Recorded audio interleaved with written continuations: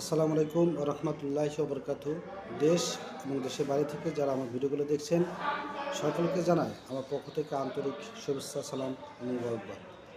আজকে একটি বিষয় নিয়ে আলোচনা করব। দেখুন, বাংলাদেশের প্রেক্ষাপটে আমাদের পরপর দুইজন কেয়ারটেকার সরকার বাংলাদেশে সরকার পরিচালনা করেছেন। এক নম্বর হলো ডক্টর ফখরুদ্দিন সাহেব এবং আরেকজন ডক্টর ইউনূস।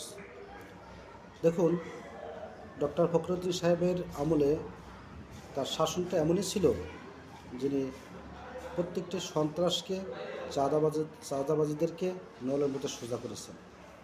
এমনকি অনেক সন্ত্রাস রয়েছে যাদেরকে তিনি ক্রসফায়ার দিয়েছেন, অর্থাৎ প্রত্যেকটা মানুষ শান্তিতে বসবাস করেছিল।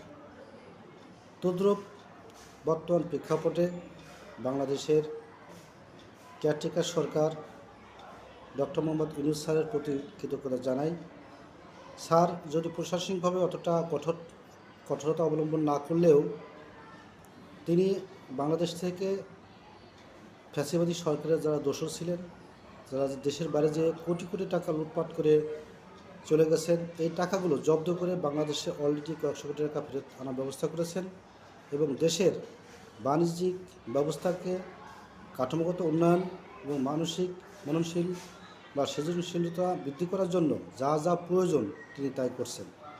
এমনকি ডক্টর ইউনূস স্যারের পদত্যাগের কিছু গুজব উঠলেও আসলে এটা সত্য না।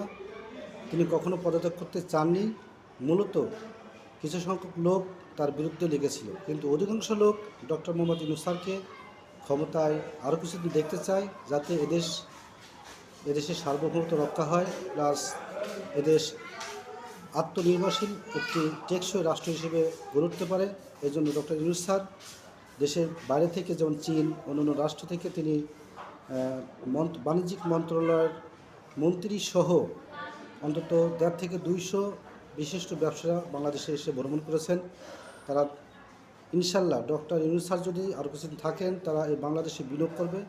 বাংলাদেশ একটি মাথা উঁচু করে বিশ্বের দরবারে দাঁড়াবে ইনশাল্লাহ। সবাইকে ধন্যবাদ।